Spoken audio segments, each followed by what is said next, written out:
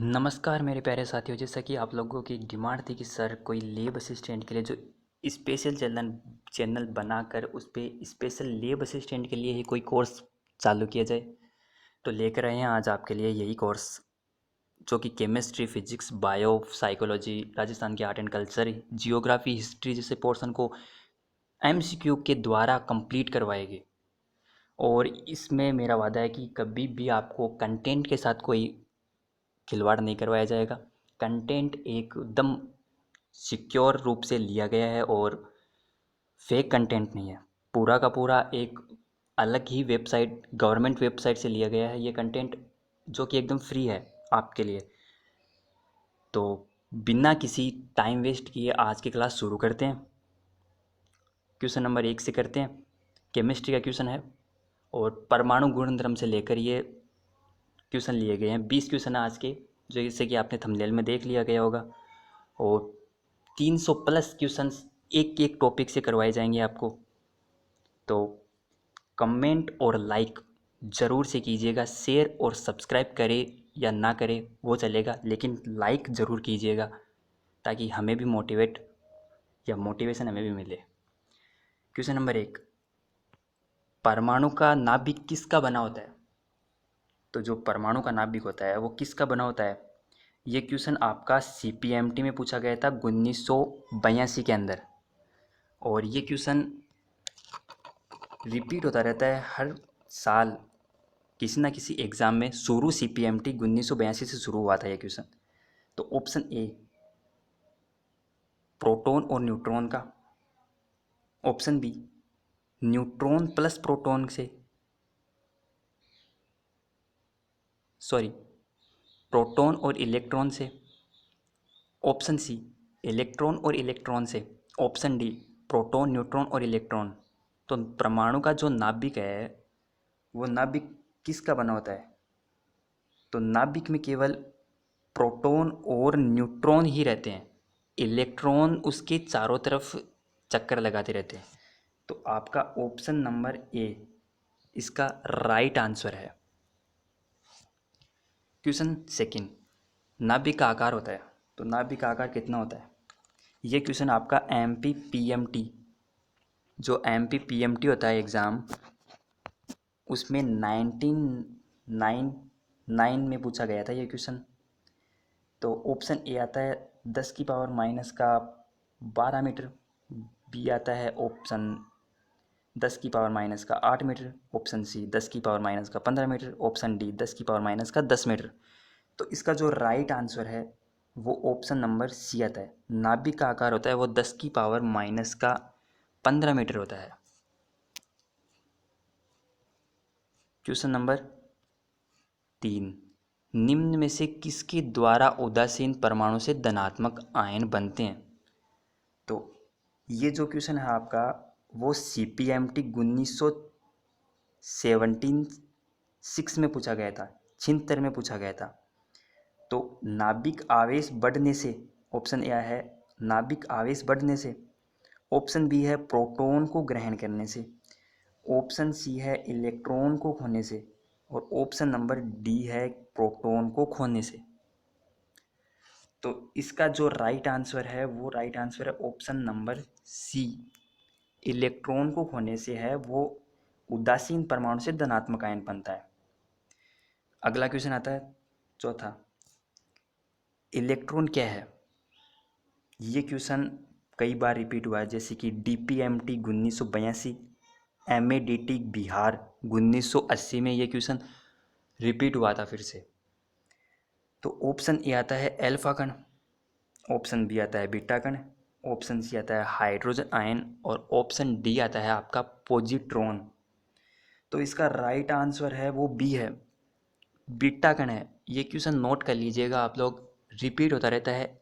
इससे रिलेटेड एक प्रोटॉन क्या है, कैथोड क्या है, इन क्वेश्चनों को आप लिख लीजिएगा कॉपी में, क्योंकि ये क्वेश्चन ऐसे हैं जो हर साल किसी ना किसी एग्ज़ाम में रिपीट होते रहते हैं। क्वेश्चन नंबर 5, न्यूट्रॉन की खोज किसके द्वारा की गई थी? ये क्वेश्चन कई बार रिपीट हुआ, जैसे IIT 1982 में ये रिपीट हुआ था। बिट्स 1988 में ये रिपीट हुआ था, CPMT 1977 में ये रिपीट हुआ था, और फिर MPPMT 1992 में ये रिपीट हुआ था क्वेश्चन।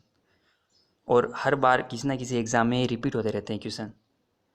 तो न्यूट्रॉन की खोज किसके द्वारा की गई थी? तो जेम्स चैडविक, मिनियम क्रिप्स, J Thomson, option D Rutherford. तो सबको पता है कि जेम्स चैडविक ने न्यूट्रॉन की खोज की थी। आवेश, क्वेश्चन 6, आवेश और द्रव्यमान का अनुपात किसके लिए अधिक होना चाहिए? तो जो आवेश और जो द्रव्यमान का अनुपात है, ये क्वेश्चन आपका BHU 2005 और MPPMT में 2007 में ये क्वेश्चन पूछा गया था आपका। तो ऑप्शन ए आता है प्रोटॉन में अधिक होता है अनुपात, इलेक्ट्रॉन का अधिक होता है अनुपात, न्यूट्रॉन का अधिक होता है अनुपात, अल्फा कण का होता है। तो ये सभी के लिख लीजिएगा आप अनुपात। प्रोटॉन का 1/1 होता है अनुपात, प्रोटॉन का क्या होता है 1/1। इलेक्ट्रॉन का क्या होता है 1837/1, ये इलेक्ट्रॉन का अनुपात होता है। बात करते हैं न्यूट्रॉन के अनुपात की, तो उनका अनुपात होता है 0। एल्फा का अनुपात होता है 2/4, यानी कि 1/2। जो अनुपात है वो अल्फा का होता है। तो जो राइट आंसर आपका आता है वो ये आता है कि अनुपात किसके लिए अधिक होना चाहिए। तो आप लोग देख लो इसमें किसका अनुपात सबसे अधिक है, उसी का करना। ये क्वेश्चन आपके लिए स्पेशल दिया गया है। चलिए क्वेश्चन नंबर 6। और अगर आपको ये क्वेश्चन ना आए तो कमेंट ज़रूर कीजिएगा, क्योंकि ये क्वेश्चन बहुत सिंपल है, आसान है, करना है आपको। कमेंट में ज़रूर से इसका आंसर बताइएगा, और अगर नहीं आए तो फिर मैं कमेंट में आपको इसका आंसर बता दूंगा। क्वेश्चन नंबर 6, आवेश और द्रव्यमान का अनुपात किसके लिए अधिक होना चाहिए? तो आवेश और जो द्रव्यमान का अनुपात, अच्छा ये तो क्वेश्चन हो गया था ना अपना। क्वेश्चन नंबर 7, एक कक्षक में गतिज ऊर्जा का बराबर होता है। तो स्थितिज ऊर्जा का आधी होती है, स्थितिज ऊर्जा का दुगना होना, स्थितिज ऊर्जा का 1/4, और ऑप्शन डी आता है इसमें से कोई नहीं। तो गतिज ऊर्जा स्थितिज ऊर्जा की आधी होती है हमेशा, ये आपको ध्यान रखना है। गतिज ऊर्जा स्थितिज ऊर्जा की आधी होती है। ऑप्शन ए इसका राइट आंसर है। न्यूट्रॉन के घनत्व की कोटि क्या होती है? तो न्यूट्रॉन के घनत्व की कोटि, ये क्वेश्चन आपका MPPMT 2001 में पूछा गया था, और NCERT 1980 में ये क्वेश्चन पूछा गया था आपका। तो न्यूट्रॉन की घनत्व की कोटि क्या होती है? 10⁻³ kg/cc, 10⁻6 kg/cc, 10⁻9 kg/cc, 10⁻11 kg/cc। तो 10⁻11 kg/cc इसका राइट आंसर है। क्वेश्चन नंबर 9, न्यूट्रॉन की खोज बहुत देर से हुई, कारण बताइए। ये क्वेश्चन ही बहुत शानदार क्वेश्चन है। ये क्वेश्चन CPMT 1987 और एलन 1998 में ये क्वेश्चन पूछा गया था। तो ऑप्शन ए आता है इसका कि न्यूट्रॉन नाभिक में रहते हैं, इसलिए देर से हुई होगी खोज। तो ये क्वेश्चन, ये ऑप्शन तो नहीं है इसका। न्यूट्रॉन अत्यधिक अत्यधिक स्थायीकरण है, तो ये भी सही नहीं है इसका। न्यूट्रॉन आवेशहीन है, तो इस पे बाद में चर्चा करेंगे। ऑप्शन डी, न्यूट्रॉन गतिमान नहीं होता है। तो पता तो चल ही गया होगा कि न्यूट्रॉन आवेशहीन होता है, और जब कोई चीज़ आवेशहीन होती है तो उसकी प्रकृति ही नहीं मालूम होगी, तो खोज का तो पता नहीं। तो ऑप्शन सी इसका राइट आंसर है, न्यूट्रॉन आवेशहीन होता है, इसलिए बहुत देर से इसकी खोज हुई थी। बात करते हैं क्वेश्चन 10, एक परमाणु के नाभिक में उपस्थित मूल कण कौन सा है? ऑप्शन ए अल्फा और इलेक्ट्रॉन, ऑप्शन बी न्यूट्रॉन और प्रोटॉन, ऑप्शन सी न्यूट्रॉन और electron, option D electron, proton और न्यूट्रॉन। तो नाभिक में उपस्थित मूलभूत कण होता है वो न्यूट्रॉन और प्रोटॉन होता है आपका। रिपीट हुआ है। क्वेश्चन 11, नाभिक के घनत्व की कोटि क्या है? 10⁻8 kg/cc। 10 की पावर माइनस का 8 kg/cc, 10 की पावर माइनस का 9 kg/cc और 10 की पावर 12 kg/cc।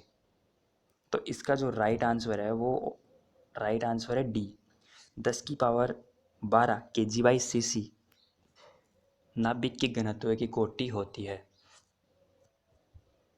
कैथोड किरण क्या है? Question number 12। तो कैथोड किरण क्या है? ये JPMER 1991 NCERT 1976 में ये क्वेश्चन रिपीट हुआ था और इसका आंसर होता है ऑप्शन बी, इलेक्ट्रॉन।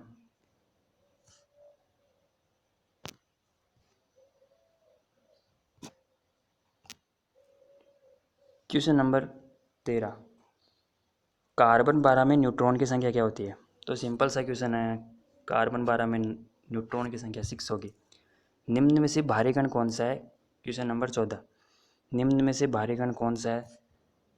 तो निम्न में से जो भारी कण है वो आपका ऑप्शन बी, न्यूट्रॉन सबसे भारी कण होता है। मेसॉन से भी, प्रोटॉन से भी और इलेक्ट्रॉन से भी न्यूट्रॉन है वो सबसे ज़्यादा भारी कण होता है आपका। तो इसका राइट आंसर बी हो जाएगा। क्वेश्चन नंबर 15, प्रोटॉन की भेदन क्षमता कितनी होती है? तो ऑप्शन ए, इलेक्ट्रॉन से अधिक होती है। ऑप्शन बी, इलेक्ट्रॉन से कम होती है। ऑप्शन सी, न्यूट्रॉन से अधिक होती है। और ऑप्शन डी कि इसमें से किसी की नहीं। तो इसका जो राइट आंसर है ऑप्शन बी, इलेक्ट्रॉन से कम होती है। क्वेश्चन 16, मूलभूत कण है। तो ऑप्शन ए, यौगिक में उपस्थित तत्व। ऑप्शन बी, तत्व में उपस्थित परमाणु। और ऑप्शन सी, एक परमाणु का टुकड़ा। और ऑप्शन डी, परमाणु का प्रभाव। तो इसके लिए जो राइट आंसर आपका आता है वो ऑप्शन सी आता है, एक परमाणु का एक टुकड़ा। ये मूलभूत कण है, या बोला जाए तो ये सही स्टेटमेंट है।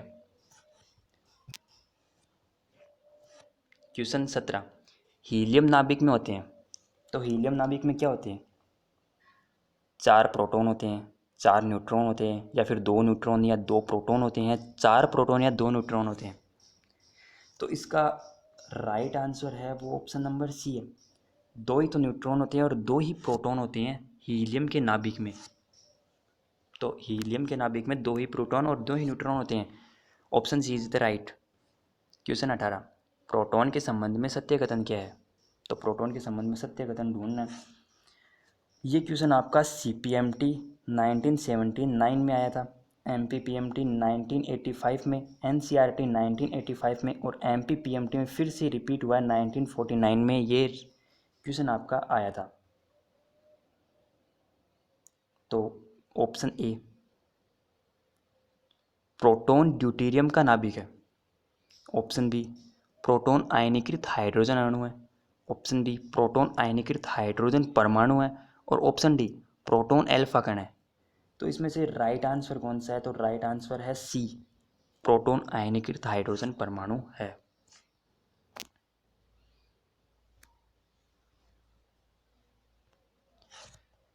क्वेश्चन नंबर 19, कैथोड किरणें किसकी बनी होती है? तो कैथोड किरणें किसकी बनी होती है? ऑप्शन ए, धन आवेशित कणों की। ऑप्शन बी, ऋण आवेशित कणों की। ऑप्शन सी, उदासीन कणों की। और ऑप्शन डी कि कोई नहीं। तो इसका जो राइट आंसर आता है वो ऑप्शन नंबर बी आता है, ऋण आवेशित कणों की है वो कैथोड किरणें बनी होती है। आज का लास्ट क्वेश्चन, एक उदासीन परमाणु किसके द्वारा बना होता है? तो उदासीन परमाणु के लिए जो ये आपका स्टेटमेंट दिया गया है इसको ध्यान से देखिएगा, यही स्टेटमेंट होना चाहिए। तो ऑप्शन ए, केवल प्रोटॉन। ऑप्शन बी, न्यूट्रॉन और प्रोटॉन। ऑप्शन सी, न्यूट्रॉन और electron. Option D, neutron, electron और प्रोटॉन। तो ये आपका क्वेश्चन जो है इसका राइट आंसर होता है ऑप्शन नंबर 1 कि ये किसका बना हुआ था? तो केवल प्रोटॉन का। बहुत ही कम समय में हमने ये सारे के सारे क्वेश्चन किए हैं। डेली 20 क्वेश्चन आपके लिए केमिस्ट्री के लिए जाएंगे। और जैसे ही केमिस्ट्री कंप्लीट होती है आपको फिजिक्स, बायो और साइकोलॉजी, राजस्थान का करंट अफेयर से रिलेटेड क्वेश्चन भी दिए जाएंगे। और इसके साथ साथ आपकी जो थ्योरी वाला पोर्शन है वो भी अगर किसी का बकाया रह जाता है तो वो भी यहाँ पर करवाया जाएगा लाइव क्लासेस के द्वारा। तो अगर वीडियो अच्छा लगे तो लाइक और कमेंट ज़रूर कीजिएगा, शेयर और सब्सक्राइब करें तो आपकी खुशी। धन्यवाद।